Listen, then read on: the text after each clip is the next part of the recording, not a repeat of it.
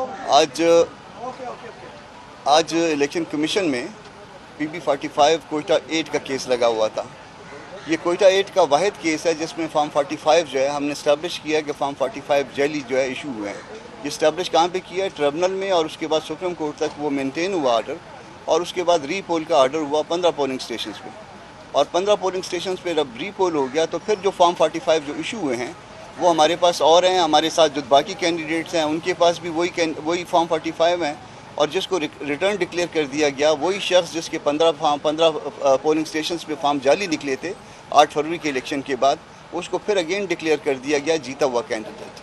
और RO की भी उसके हक में रिपोर्ट फाइल हो गई है, और DRO की भी कि जी हमें तो जो है ना यही फॉर्म 45 जो है हमारे प्रिजाइडिंग अफसरों ने दिए। तो बड़ा आसान सा मामला है, इसकी आदत हो सकती है। कैमरे लगे हुए थे तमाम पोलिंग स्टेशन पे, कैमरों से मालूम हो सकता है कि कैमरों से कि कितने लोग आए थे, कितने वोट कास्ट हुए थे, या कौन कौन से फॉर्म 45 इशू हुए थे।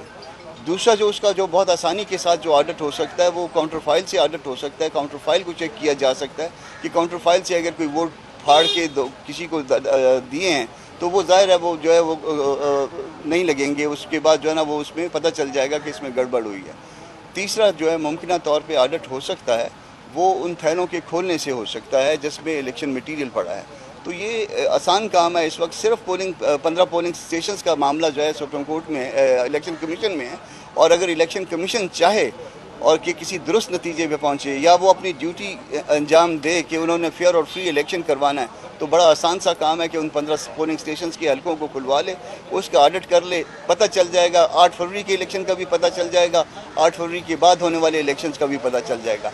और अगर न चाहा गया, अगर उसी तरह से मामला को चलाना है, फिर उसके बाद देखते हैं। तो आज उसमें प्रीलिमिनरी हेयरिंग हुई है और कल के लिए फाइनल हेयरिंग के लिए मामला रख दिया गया है। कल बहस होगी, उसके बाद जो भी नताइज होंगे वो आपके साथ शेयर कर लेंगे। बाकी कैंडिडेट्स के नुमाइंदे मौजूद हैं। नसरुल्लाह ज़ेरे जिनको जो है रिटर्न कैंडिडेट के बाद का जो दूसरे नंबर पे डिक्लेयर किया गया है वो मेरे साथ मौजूद हैं। बाकी 4-5 और कैंडिडेट जो है ना वो सारे मौजूद हैं, और वो सारे कहते हैं कि फॉर्म 45 वही हैं जो हम सब के पास एक जैसे हैं।